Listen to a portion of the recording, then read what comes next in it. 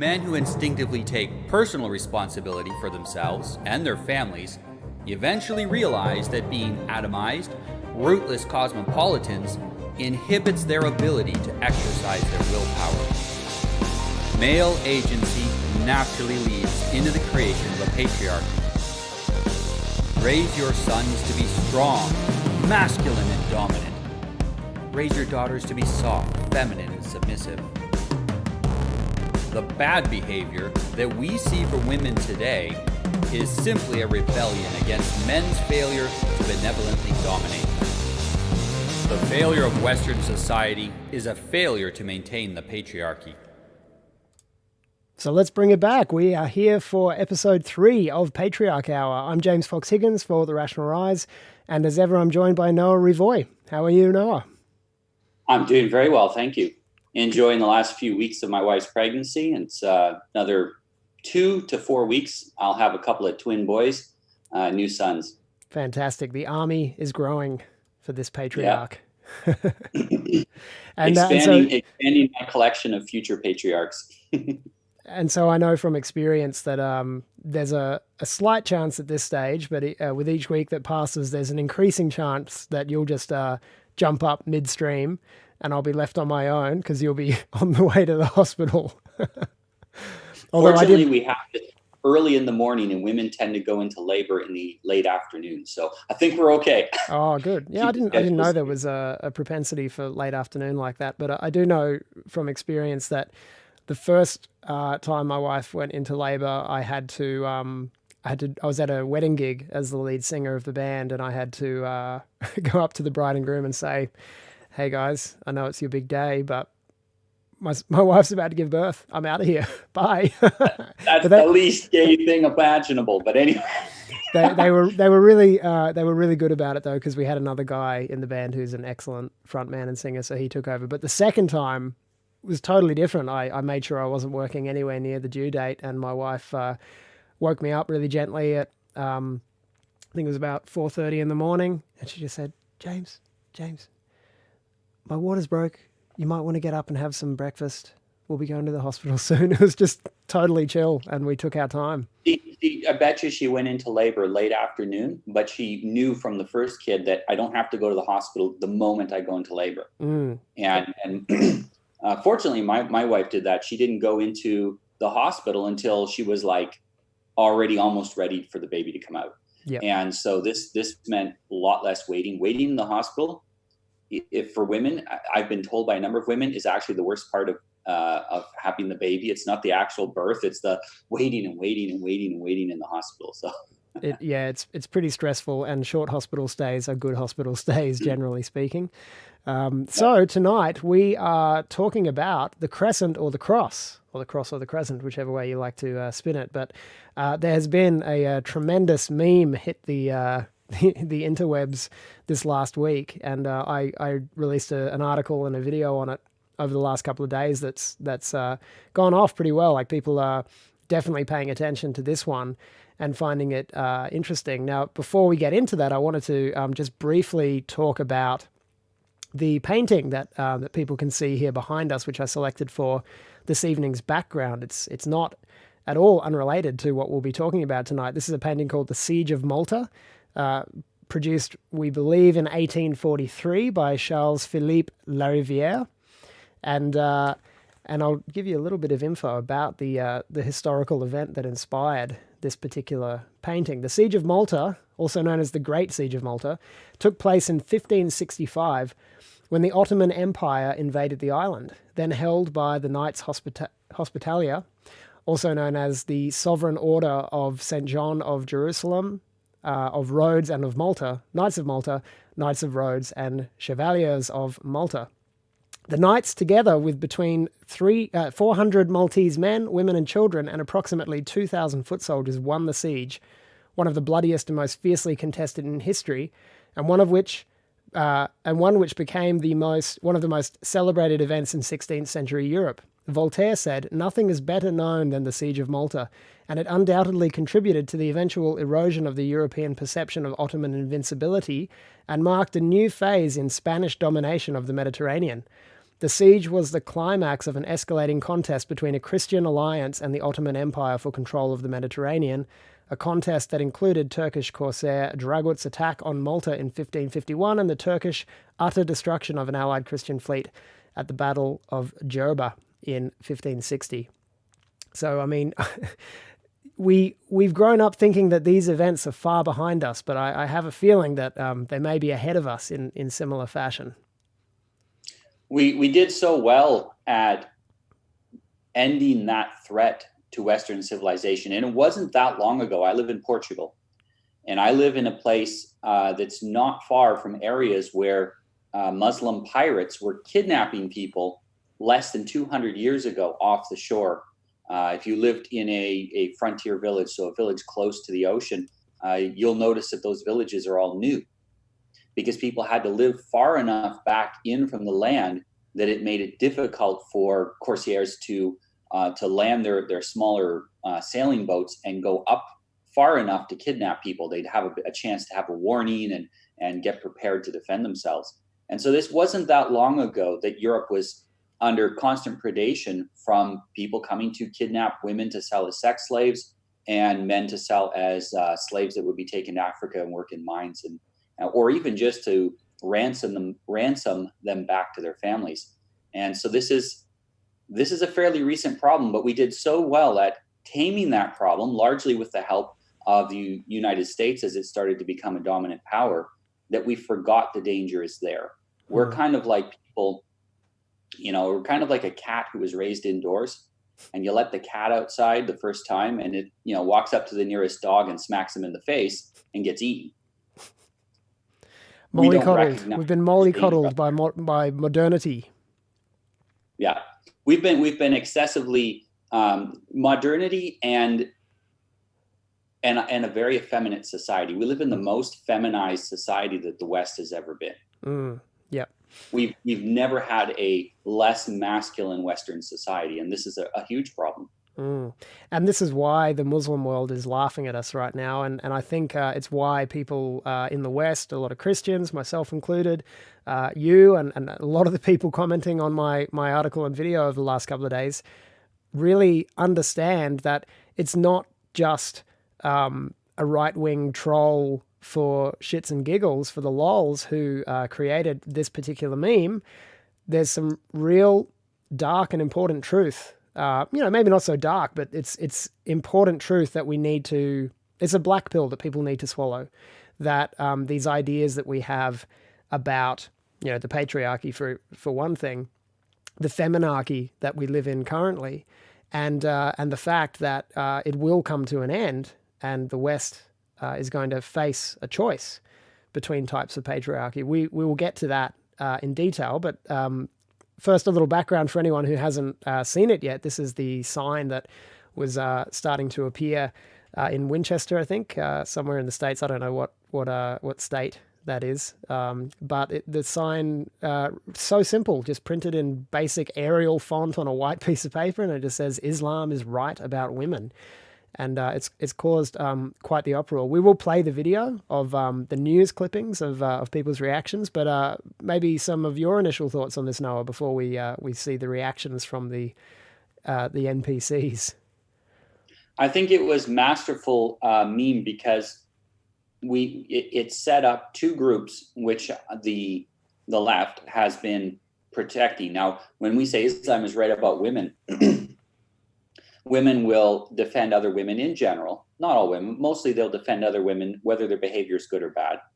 They'll also defend Islam, whether behavior is good and bad. And we took two other special interest groups are now pitted against each other. And this makes a real conundrum for the left. The left is made up of a bunch of victim groups, special interest groups, and many of those groups deeply dislike each other. And pitting them against each other is a great way to get people to recognize the actual differences in ideologies and recognize that some of these groups do pose a danger to the West. Well, I guess that's the difference between, what people think of as traditional classical feminism, which some people still foolishly argue had a point and had a purpose at the beginning.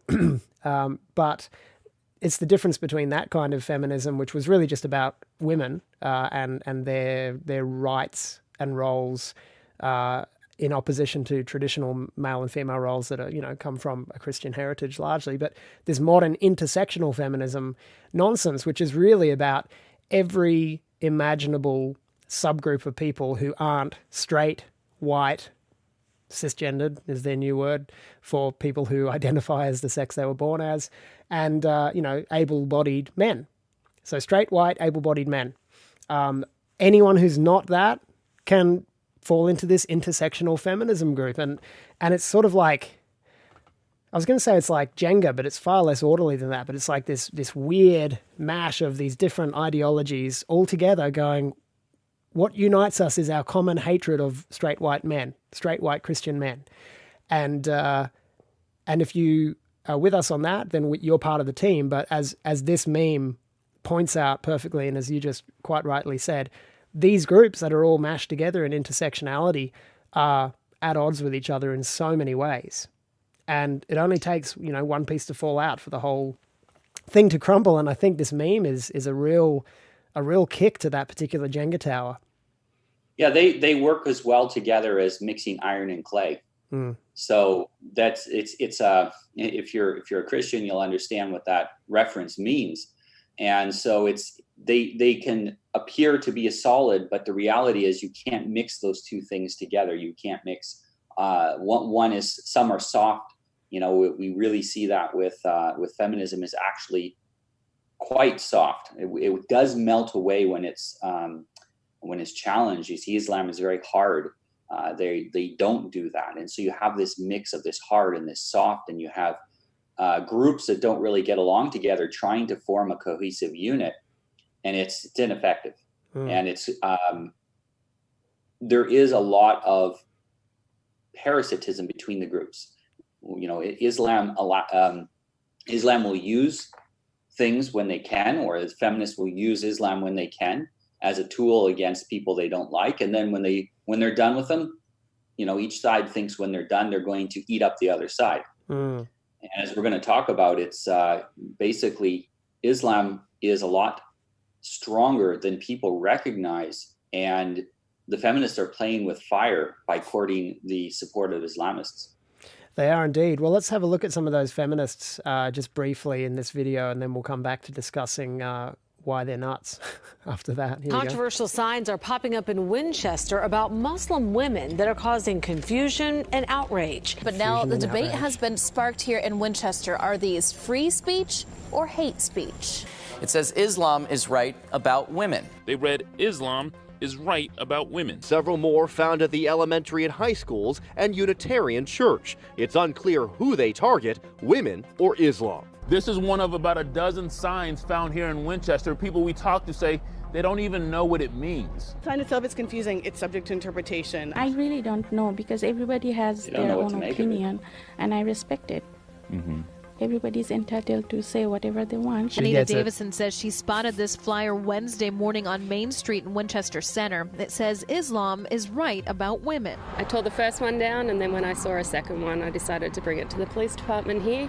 People in town say they think the signs are referring to strict laws applied to women. I think that putting signs up that make people feel uncomfortable is unfortunate, particularly in this time and age. I asked the cop, if you caught me posting a sign like that on one of these poles, would you arrest me? The officer said it's complicated.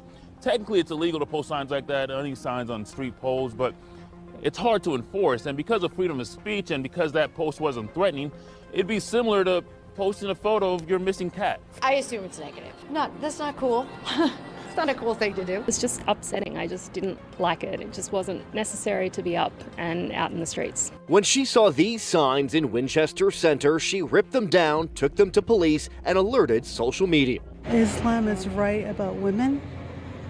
What? For women, the message is insulting and unnerving. I think it's disgusting. It's unsettling. It's somewhat of a misconception that, Islam, I guess, hates women. It's either about women, it's either about Islam, it's about both. I'm not really sure what point they were trying to make, but either way, it was terrible. That kind of sign is very upsetting to anyone with either an Islamic background or for many women. The Winchester Multicultural Network also now aware, saying to whoever did it, I think it's short-sighted. I think it's unfortunate. I don't know that you've gained anything that you wanted. So it's unclear if this was just a prank or if a law was broken. Police are still investigating. Well, it strikes me that that a lot of these women, they understand, at least intuitively, that what this meme does is exposes them as frauds, you know, with their attitudes of that girl at the end who's like, it's disgusting, it's offensive to women, and it's a misconception that Islam is bad to women. Well, which is it? You know, it can't be both. Either Islam is right about women and their views on women match up with feminists, or this is the cognitive dissonance that it's displaying, or Islam is right about women and it doesn't match up with what feminists say, and therefore their support of Islam is hypocritical. The reality is feminism is based on a lie. The lie is that we are all equal. This is a really old lie. Back in the Garden of Eden, the serpent said to Eve, you can be equal to God. So we're all going to be equal. You got four entities. You have God, you have the serpent.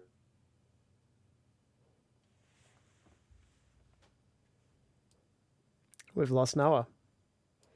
Hopefully he's back in a moment. Goodness me. Totally frozen. Well, we know we've got God, we've got the serpent, we've got Eve, and we've got Adam. But we don't have Noah.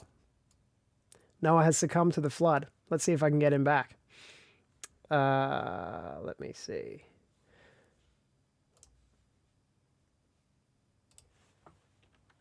I wonder if he's still talking and doesn't even know it. Lost you, buddy. Let's see who's in the chats over here while we wait for Noah to come back.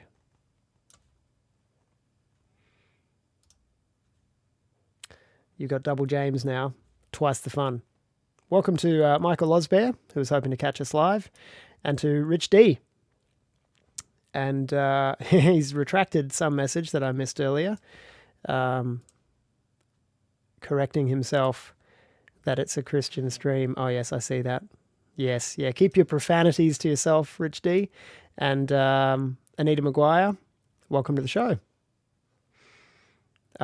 She says, hi, I put is Islam right about women on the ABC Q&A, and a moment later they disabled all comments. Ha ha ha.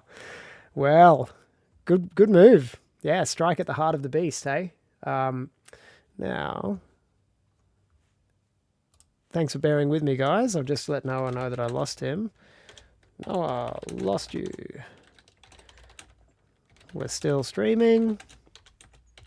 Just jump back on the meeting when you can. Right, now, I'll just move along with some of the things I wanted to talk about. I produced this meme with one of those fantastic meme generators. You know, it struck me, as I mentioned before, in response to the that cognitive dissonance we saw from that last girl there who said that it's disgusting that that they would be putting this on a poster. It's disgusting and offensive to say that Islam is right. So they obviously understand that it's ironic and that it's pointing to the fact that they intuitively know, they know that Islam does subjugate women. And this is what my video yesterday was about, that we all know that Islam subjugates women.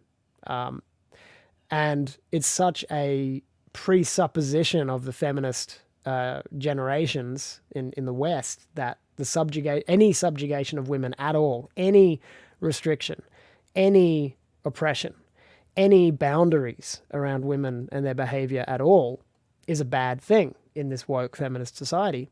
And so to acknowledge that Islam subjugates women is to acknowledge that Islam is at odds with feminism. But, there's a real question to be asked and a real discussion to be had about whether subjugation of women is such a bad thing, and we're going to get to that if we can get Noah back on the stream here. I wonder if he's totally lost his internet. He's not responding on any chats that I can see or on Twitter. So, could be grinding to a halt. Welcome to Just Saying. Welcome to the show. We've got 20 people watching. That's great. Normally our night streams are pretty quiet, and we're a bit irregular with our streaming, so we don't always attract a huge crowd for the live shows, but nice to have a few of you here. If only my co-host was still here. It looks like the stream is still coming through strong for you guys. But no Noah to be found. Well, let's kill a little bit of time and tell you what. Rather than me just fumbling here through the dead air, I'm going to play the video that I made yesterday. Some of you may not have seen it yet. And you can watch that while I get in touch with Noah by other means and figure out where he is at. So, bear with me a minute. 2019.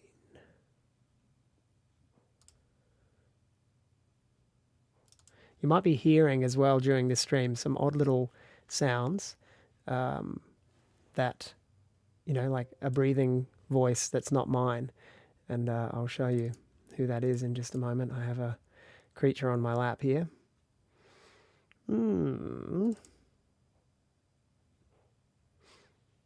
That's strange. I can't even find the video I'm looking for now. I have some file management issues.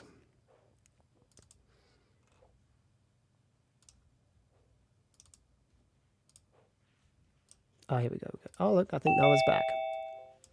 We got you, Noah. And I'm back. You're back. All right, let me get you on the screen. Hang on. I was about to entertain the people with some alternative viewing while we waited.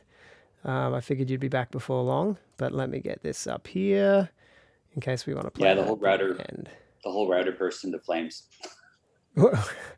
Islam is right about women. And we can come back to that later on, and we'll get you back up here. All right, so where we were was you were saying there were 4 entities. You were saying it's a very old lie, the lie of equality, and that there were 4 entities in the Garden of Eden.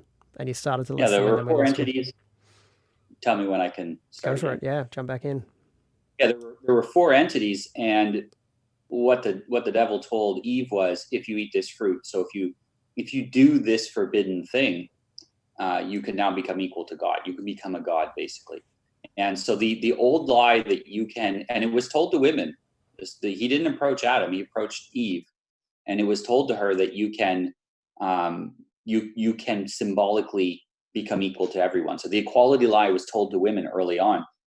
Now, whether or not you are a Christian, whether or not you believe in that, the symbolism that was used so early on in human history, that's a very, very old story. Predates even the Bible. So it's a very, very old story. And it indicates a fundamental truth that women are susceptible to the lie of equality. And this is normal. They look after children. If they rewarded their children according to merit, how much merit does a baby have? Baby can't do anything. We have to give to the baby. We have to treat them equally. In fact, we have to treat the weakest ones better than we treat the strong ones. And so women are naturally, that's their natural role. That's what they're good at. And so it makes them susceptible to that lie. When you have now Islam is not under the illusion that we're all equal. It has a very strict hierarchy. In fact, it has many competing hierarchies.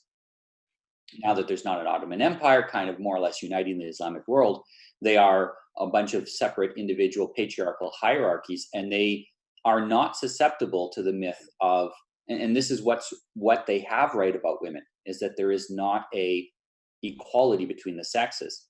And so when we talk, when that poster went up, it exposed that fundamental truth. You mentioned earlier that it was the exposition of a fundamental truth that that hit their cognitive dissonance straight on, that feminists have. And you will find that these type of arguments work very well, because it causes people now to talk about what Islam believes about women.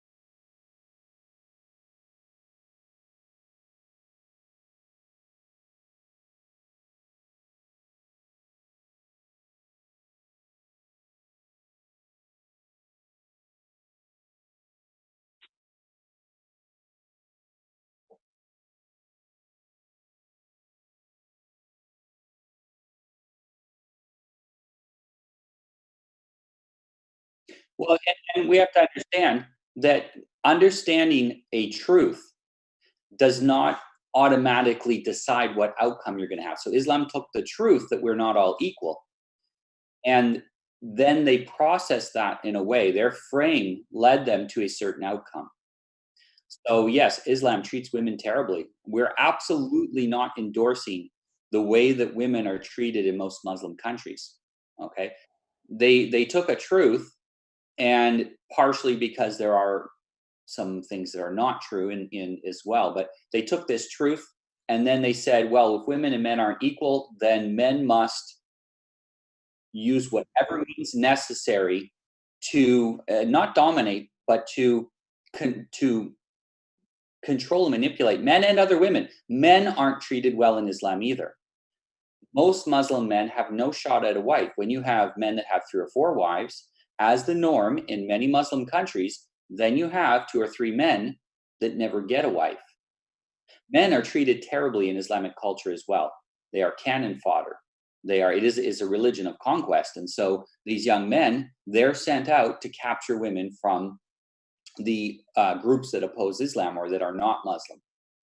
This was how Islam was set up. It was set up to be a religion of conquest, to take over the world. And it is effective for that. It's effective for what it was set up to do. But they took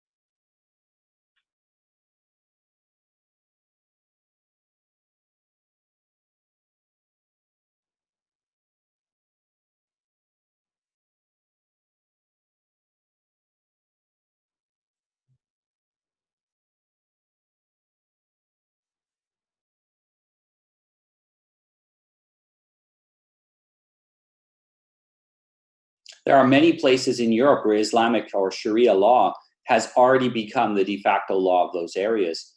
There are towns in, for example, Sweden, where the local, not Islamic, the local government, the local Swedish government has said to women, you're probably going to need to cover up. And if you really want to be safe, start wearing like Muslim head coverings, because otherwise you may not be safe. Oh, and you need to walk around with other men that you trust. You need the protection of men, or you can't walk around in our town because you won't be safe. Apologies there. I had my mic muted just before, and a few people are pointing that out. I'm not sure how long I was muted, but I was just saying before you responded there, Noah, just that the strategy of conquest for the Muslim men, as you said, the men who are left behind by the aggressive patriarchy and the hierarchy of men within the Islamic world, those men who are not the alpha men who get 3 or 4 wives, they end up, they used to be used as the cannon fodder, as the conquest soldiers to go out and kidnap women. Now they're migrating to Europe, where they're welcomed with open arms by our political leaders, and it's just the same strategy by different means, but it's still a strategy of conquest. Well, and I don't think the governments realize how much this is radicalizing young Western men. There appears at the vision that we're seeing right now, like this can't be stopped. The mass immigration can't be stopped. The takeover of the West can't be stopped, because we see a certain direction of momentum.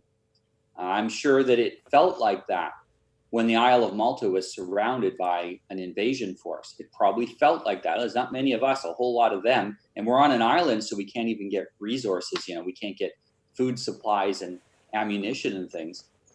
But what's happening is young white Western men are getting radicalized to, first of all, they're learning the truth about things. They're learning that they were lied to. And when you find out you've been lied to, you become angry. That is a natural response to being lied to. And second of all, they start recognizing that there is an inequality, not just between sexes, but between groups of people. And it doesn't matter if it's because of ideas or genetics or culture. It doesn't matter. The fact is there is a difference, and that you can't simply give a person an idea and it will change them. They have to let it change them. And some people don't want to be changed, and therefore there's no amount of giving them ideas that will help. And so these young men, they're going to look at this and they're going to say, we have three options. We have the broken Western patriarchy that's not working anymore. We have radical Islamic patriarchy, because Islam is a religion you can join. You can become a part of Islam, even if you're white. Yep. Or we can create something new. But that new thing, why are we going to create something like what fell already in the West? Maybe we will take what Sharia says, but we'll make it white. And you hear this talk of white Sharia.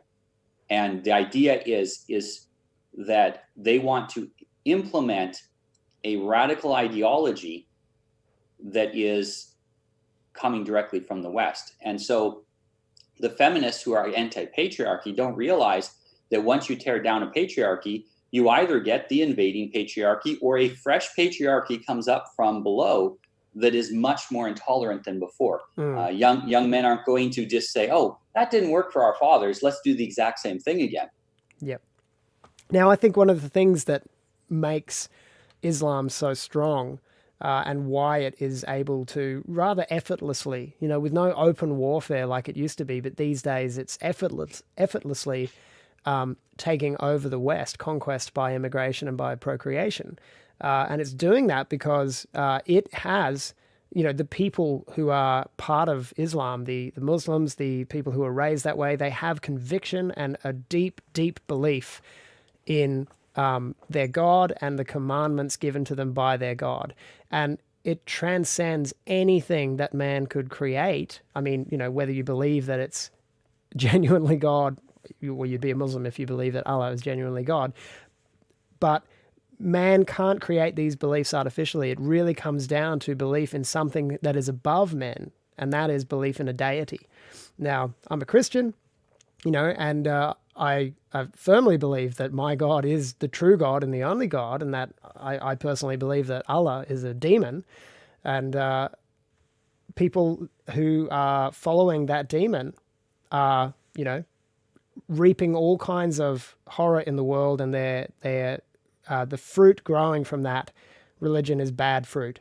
We see that in their culture. We see that in the way they treat their women and their children and their homosexuals, and we see that in the way they, their countries operate, the way their countries run, the lifestyle that's led, the misery. It's not all bad. There's some great stuff about Islam, but I think on the whole, those elements show me that, by the fruit you'll know the tree, and the fruit of Islam is bad. The fruit of Christianity has been very, very good, and it's it's one of the three pillars of Western civilization is Christianity. And it's our belief in God in the past, in the West, that made us so strong. It made us able to fight back the Ottoman Empire on the island of Malta. Look at these men here. Look at these soldiers. They are Christian soldiers. They are men of God. They are wearing the cross on their chest.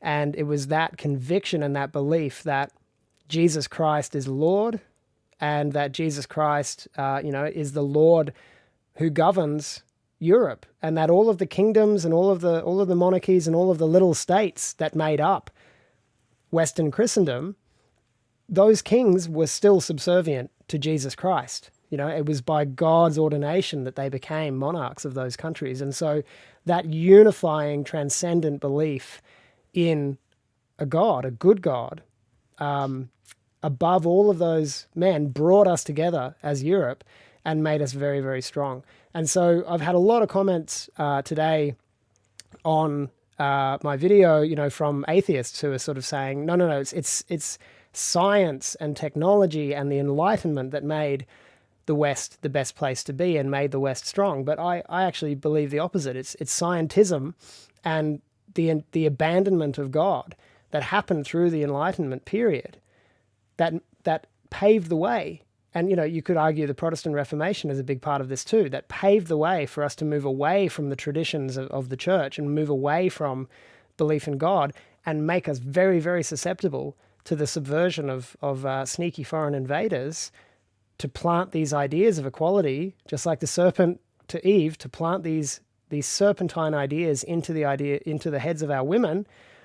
And, just over the last couple of centuries, we have seen very, very bad fruit come from that tree. So I think this is why we're seeing a huge, huge return to traditional Catholicism in Western Europe in particular. There's a real resurgence to it. And we're not talking about, people who are bowing down to the Pope. I'm talking about people who reject the modern Catholic, so-called Catholic Church of the Vatican II, and who are saying, no, we're the real Catholics. We're the unbroken line all the way back to the apostles. And we reject the modern Vatican. We reject the usurper fake Pope that we currently have, but we stand for Jesus Christ and Europe. And, I think we're going to see a whole generation of crusaders emerging out of this. And so this is why I created this variant of the dichotomy meme here with the button pusher. We've got the Islamic patriarchy or the Christian patriarchy. And we have a feminist here sweating instead of our superhero character that we usually see. But I think this is what it will come down to.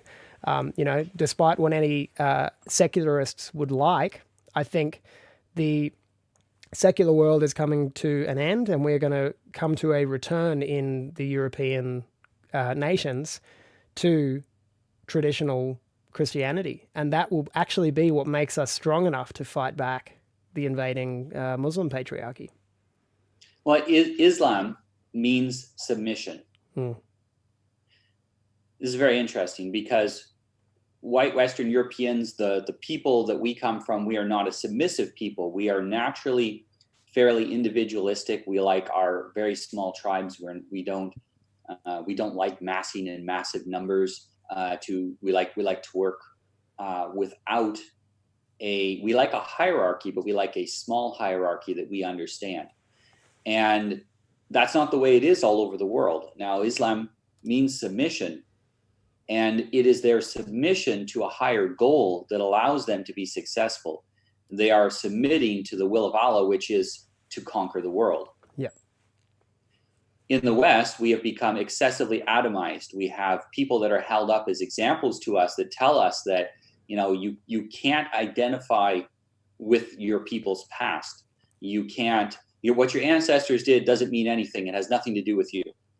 What is your history? What thank you, God. What created you? What created the commons that you live in? It doesn't matter. None of that matters. All that matters is what you do individually and your individual accomplishments. Yeah, submit to nothing but your own hedonistic impulses. That's what we're really being taught. Exactly. Just make yourself happy. Nothing else matters. And Dr. Edward Dutton points out that a big part of the role of religion in Western society was to take this highly individualistic, highly logical group of people and say, you're going to have to conform to something so that you work together, so you don't kill each other. Actually, religion is often blamed for wars that had nothing to do with religion, whereas on the other hand, it often prevented wars between groups of people who shared the same basic religion. But the willingness to submit demonstrated to the group that you put the group's interests ahead of your own interests in many cases. And we need to do that sometimes. We need to do it voluntarily. This shouldn't be something that's forced, like in a totalitarian system. But we need to survive as a group. We are not going to survive as individuals. As individuals, we will be washed away by the rising tide of Islam. This idea of willing self-sacrifice to the greater good is absolutely central to Christianity. The cross itself is the very symbol of that, of sacrifice. And that mantra that we say to each other as Christians of pick up your cross is like bear the burden of life because there's something more important than you being comfortable. Sometimes you just got to battle through. And that is the basis of Western Christianity, and that is why it is different than Islam in the way it treats women. Now, we can't look at modern Christianity because a lot of modern Christians are more or less Marxists. The converged churchians, It's a very different thing. They're basically communists with a cross. And we have to look a little farther back to that. And we understand that the model for a Christian patriarch is Jesus Christ. And in fact, in the West, basically the influential heroic figures of the West are to a large extent in thinking, it's Aristotle. In behavior, it is a mixture of Christ and from the Trojan War, what's his name? Achilles. It's a mixture of the two. Yeah. And in our personal lives, it's Jesus, and in our dealings with the outgroups, it is Achilles. Yeah. Who was the epitome of masculine martial dominance in the world. And so these figures really affected how Western men look at themselves, how they think, and even people who have no concept of Jesus Christ or Aristotle or Achilles and don't really know about them are influenced by that through other people. I think you've really nailed an important point there that I just want to drill down a bit more on, which is that I get a lot of atheists or even pagans or would-be pagans, a lot of them from the Propretarian community who sort of will come at me with comments to say, oh well, Christianity is a Jewish religion, it's an Abrahamic religion, it's an Eastern religion. That's not what Western civilization is. But they're not understanding that it's not Christianity alone that makes Western civilization. It's that combination. It's that triad of Christianity, that faith in Jesus, with the Greco-Roman legal and cultural traditions, which include the myths, include the heroes, that reverence for heroic men that was in the literature, and it includes the thinkers like Aristotle and the philosophers. And then the third pillar itself is the blood of Europe, the nations of Europe, the people who, putting the culture and the ideas aside, the people who survived through those many, many centuries of little wars around the territories of Europe and eventually became what is today the modern European, essentially what we call the white man. It's those three things that come together to make Western civilization. And yeah, that Western Christianity, the reason why the West became the best was because it was the soft heart of Christ with the hard muscle and the intolerance and the strong in-group preference of men like Achilles and the Spartans and all of these other heroes of those ancient stories that really are foundational to the Western psyche. We have to understand too that we were under the influence. Not all of Europe was Christian, for 2,000. Europe wasn't Christian for 2,000 years. It's only been Christian in its entirety for about 1,000 years, and it was thousands of years before that we had a heavy Greek influence, and then later a Roman influence. And this means that we are that mixture of all of those things. And you can see this very clearly if you see, for example, Christianity in other parts of the world that are not white is there is different views towards women. If you go to Nigerian Christians and speak with them, they have a different view than Europe has ever had about women. They manage many of their personal and social things according to their ancient traditions and not according necessarily to the church. Many things in Western civilization that are part of the church that were incorporated, for example, Aristotelian thought. Many of the early church fathers used that to try to understand better what they had been given in the Bible and to understand the world as well. And it is important to recognize that all religion will have elements that is irrational. And if we only focus on the rational, we become hyper individualistic because we will see the rational through our own frame.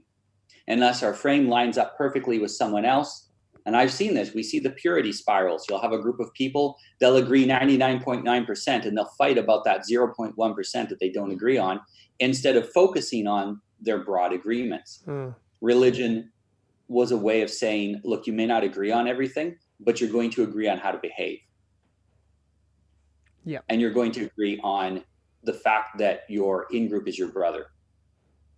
Yeah. And we will also hold everyone on the social hierarchy to that same higher standard, including our kings, so that, we need to see that our kings are bowing down to God and to Jesus Christ as well. Otherwise, we can't trust them. And it was that every single person in the society, at least theoretically, obviously it didn't always happen in practice.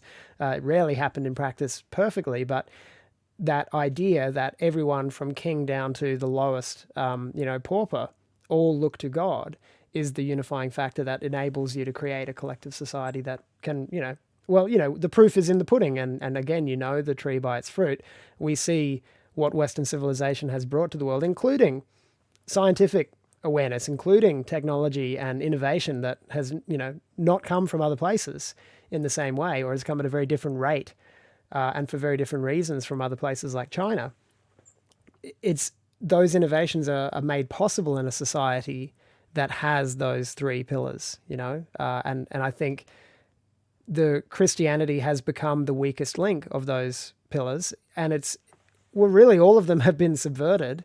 Our law is being subverted. The rational, empirical, Greco-Roman traditions upon which we built our laws are being, eroded. Probably the slowest of all three, but they're on their way out. We're getting crazier in the way we make laws and the way we change laws now. We're not allowed to have pride or a sense of connection to our ancestry and to our blood anymore, because we're in a multicultural melting pot society, and Christianity has become highly subverted. It's become a source of a lot of false doctrines, in the modern church, and people would, a lot of Christians would be unaware of just how much women, feminism is incompatible with Christianity. If you're looking at the scripture, if you're looking at what the Bible actually teaches, women are not supposed to be on the pulpit in Christianity. That's a total, modern creation of the Protestant evangelical church, and it's very clear in the Bible that that's not supposed to happen. Women are seen as beneath men in the hierarchy in the Christian worldview, and it's there right from Genesis all the way through. And so this modern equalitarian element that's been brought into Christianity because it feels good is false doctrine, and you could argue that it's not really Christianity. Well, even it's very clear in the Bible that not all men qualify to be on the pulpit as well. Yeah, certainly. Yeah. Men have to qualify, and there are a bunch of behaviors that disqualify a man from preaching publicly. And that this is not an issue of men are better than women. This is an issue of a hierarchy that has been put in place because it works. Yes. Yeah. And we can see what happened when, you look to young people nowadays, they're looking for a return to the hierarchy because they see how it failed their parents and grandparents to destroy that. It's not just about having all men in charge of all women. It's about having men of merit setting the leadership example for other men, if you're a Christian, under Christ, who is under God, who is under his own laws. God subjects himself to his own laws. He says, I will not lie. Yeah. That's one of his principles. And so he subjects himself to his own laws. And what it does is, by learning that hierarchy of subjection to ideals rather than subjection to individuals, it's subjection to the leadership principle, not to the man, because if the man conflicts with what God has commanded, you are to follow the principle, that is God. And so it is only men who follow the principles the principles of Christianity that are to be given responsibility in the church. Now, what happens is if you learn generation after generation to submit to principles, to laws, to order, you create a civilization that can function based on reality. But if you only submit yourself to your whims, it's very easy for us to trick ourselves into wanting other things. Now, if you look at Islam, they're right in many aspects. They're right about the lack of equality, but they are wrong in some others. To a large extent, it is a religion of hedonism and following your own personal desires. Almost every horror that a human being can commit was committed by Muhammad, who is their example of a perfect man. He was a mass murderer, a rapist, a child molester. He did all of these things, and that is considered their ideal. And most things that we in the West would consider abhorrent, there is in Islamic writing, there is somewhere an excuse for it. And this is the difference, is we come from a culture, and if Christianity hadn't been like that, the Western mind would have rejected it. We never would have accepted it if it had come to us with the promise of hedonistic indulgence. We understood the need for principle, and that's why we even added more principle to Christianity. We even structured it more. There's nothing in the Bible that says that the kings have to be appointed by God. We added that structure in. We created a very well-defined hierarchy because we understood the value of that to improving everyone's life. And it's important. It's important to acknowledge as well that, you know, a good 2/3 of the New Testament was written by Greeks. You know, was written by. I mean, I know Paul was a Jew, but he was living amongst the Greeks. It was written in Greek. It was, you know, the Greek philosophy culture had a huge influence on the early church. And as you say, that Aristotelianism, that need to sort of reconcile the spiritual ideas of Christianity with the rational and the philosophical and the empirical, was happening in the very early days of the church because of that. And it is, I agree with you that the Western mind, as it was then, would have rejected Christianity completely if it hadn't been able to be reconciled with those things. But Christianity can be reconciled with those things. Maybe not perfectly for everyone, but it really can be reconciled in a much clearer way than any other religion can, which is why I've come to believe, you know, I started the Rational Rise as an atheist, and people have watched my journey to becoming a very devout and faithful Christian across this 3 years of doing this. And it's because I can see that Christianity is more rational than atheism. And that's a bit of a digression there, but yeah, that idea that Christianity and Islam can live together in harmony, which is being fed to us by the world healing globalists and the multicultural melting pot, and you know, the intersectional feminists as well, although they're pretty hostile to Christianity, they still have this idea of like, if Christianity and Islam can't get along, it's Christianity's fault for being racist. And really, you know, we can all get along. The Muslims know that they can't get along with Christians. That's why they just kill the Christians in their midst, right? And there's nothing in the Bible, despite our God, Jesus Christ, not being anything like Muhammad in character or in deed, despite Muhammad and Jesus being like chalk and cheese, there's nothing in Christianity and there's nothing in the scripture or in the Gospels that says that Jesus was a cuck, or that Jesus was weak, or that Jesus was tolerant. Jesus was incredibly intolerant, absolutely intolerant of evil and sin. He was also forgiving of those who repented, you know, and he was very kind to those who were in need. But he was flipping tables in the temple, you know, for people who were subverting the place of God for their own whims and their own hedonism and their own profit. So, you know, Jesus was a very intolerant leader. And you'll often see a lot of Christians view Jesus Christ as either a baby in a manger or a sacrifice on a cross. Yeah, they skip the middle. So they're seeing him as helpless, so basically they're viewing him as helpless. Yeah. That image of Jesus is impressed into people's mind, I think, on purpose and reinforced by the more cucked churches. The reality is, if you read the Bible in Revelations, it says that after Jesus died, he went to heaven and he became a warrior king, and he will return leading a war against those who persecute Christians. Now, again, even if you're atheistic, this is all a story for you. The point is that if you're atheistic and you view this as principles, you have to understand that the correct principle for Christians is that at the moment they're being led by a warrior king who is soaked in the blood of his enemies and holding a sword and riding a horse at the head of an army. That is the Jesus that the Bible ends with. Yeah. That's the full hero cycle. Yeah. And that's the Jesus Christ. That's the type of Christian that understands that Jesus is like that, is the kind of Christian that we need in this moment. Mm. There is a time for sacrifice. There's also a time to fight. Mm-hmm. And the time to fight is very quickly approaching. One last thing I want to mention is we're coming close to our time.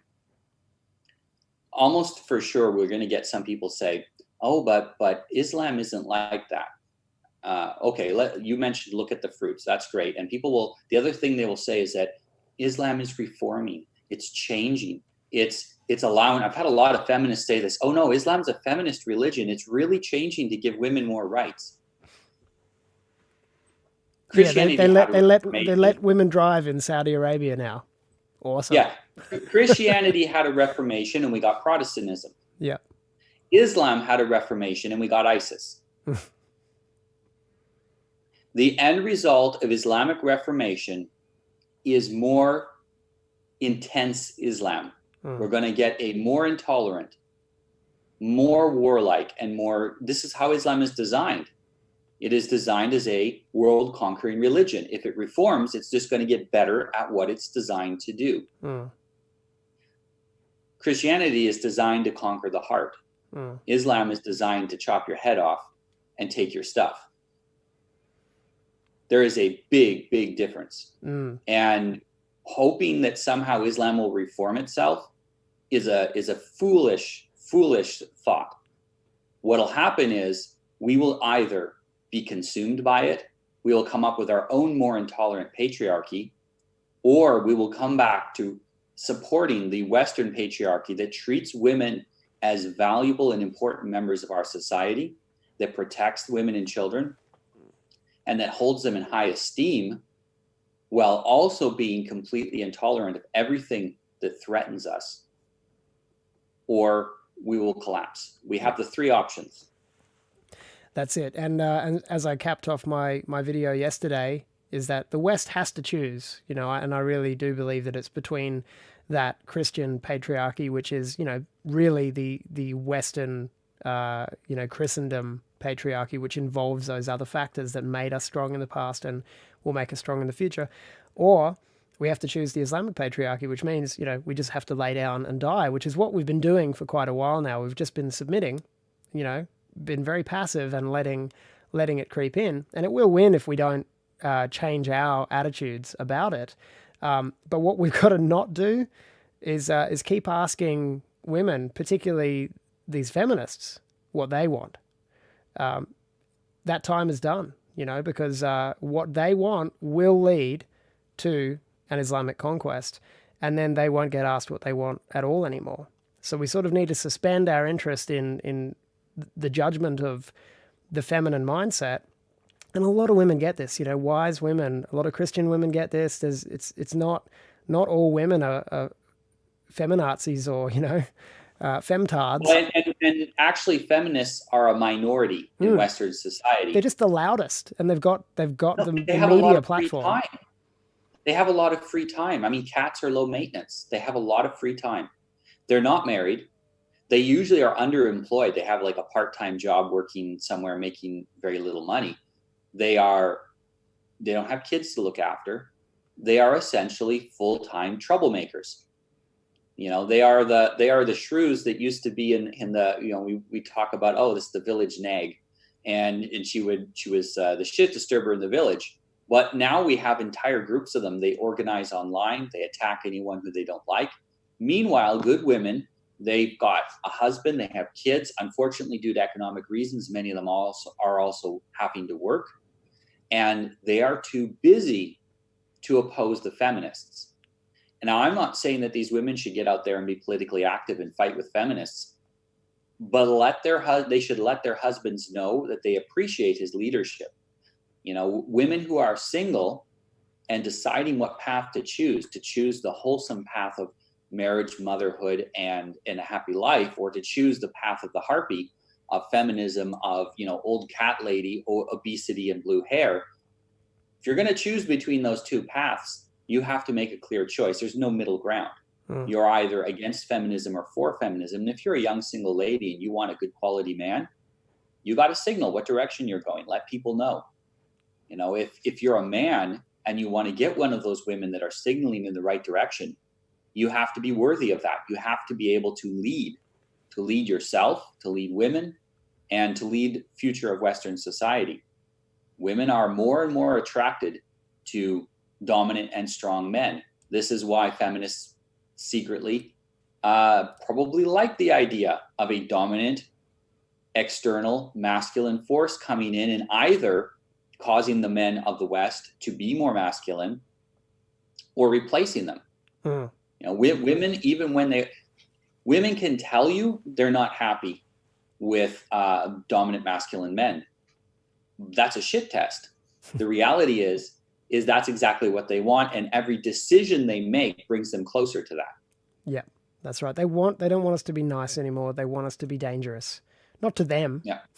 Dangerous to anyone who would harm them or their children. And we've talked about this on the last 2 episodes of this. This is what the patriarchy is. It's men of merit, men of strength, men of courage, leading society because it's better for everyone involved. It's better for the women, it's better for the children, and it's better for the weaker men who have those role models to look to and, to either serve in the hierarchy or to build themselves up to become a patriarch themselves one day, which is, we're really, really short of patriarchs in the West now. So it'd be great if every man who's remotely capable of it gets on board and starts strengthening his character, building his agency, developing his muscles, developing his capacity for violence, developing his sense of self-efficacy and his dominance in a benevolent way.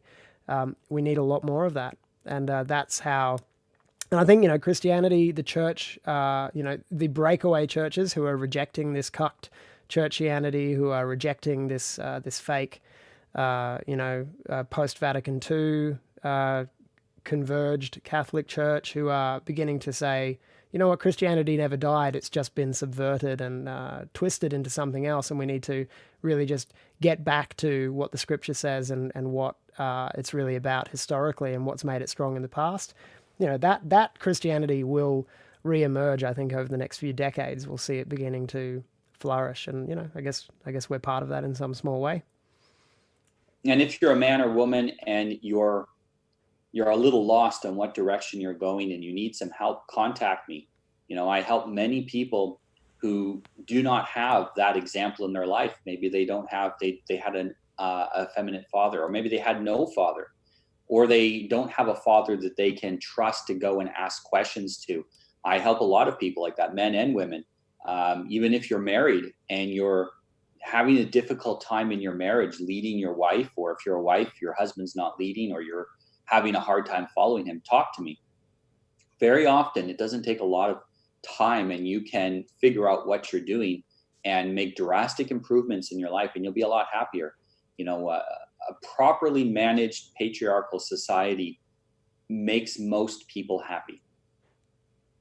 There's a lot of satisfaction in that. Most people, even most men, they are quite happy to have other men around to lead. It gives you a sense of security to know. I like to have other strong men around because I know that while I have a high degree of agency and I'm a good, strong leader, that's a lot of burden on my shoulders all the time. And when I have other strong men around, such as yourself, it allows me to have an interchange, to have a break, to have a relaxation, and to refresh myself, and to go back out then with a fresh face and be able to take on the leadership roles and responsibilities that I have.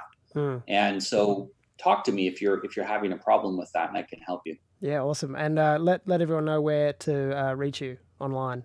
Yeah, you can reach me at smv4k.com. There's you can check out one of the pages there where you can send me a message, or you can directly book a session, which is what I recommend. Awesome. Yeah, and I can vouch for that. I did some sessions with you some time ago, and I've got a few friends who've had sessions with you, and I know how immensely helpful you've been for them in their lives. So yeah, I highly recommend it to our audience here at the Rational Rise. Thanks for joining us, everyone, for this 3rd episode of Patriarch Hour with myself, James Fox Higgins, and Noah Revoy, all the way from Portugal, and the quiet man of the show down here, little Chino. Say good day, Chino. This guy's not a patriarch. But he's very it's cute. a cute dog. The latest edition.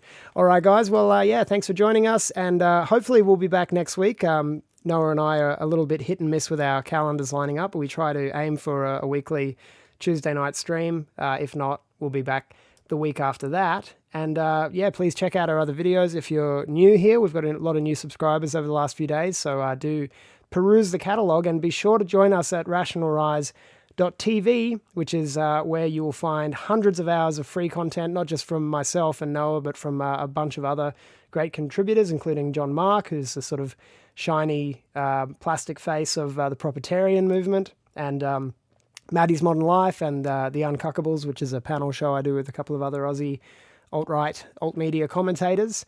So yeah, join us at rationalrise.tv to check all of that out. And Noah, I'll see you next week. Thanks, buddy. Looking forward to it. Bye. All right, bye-bye.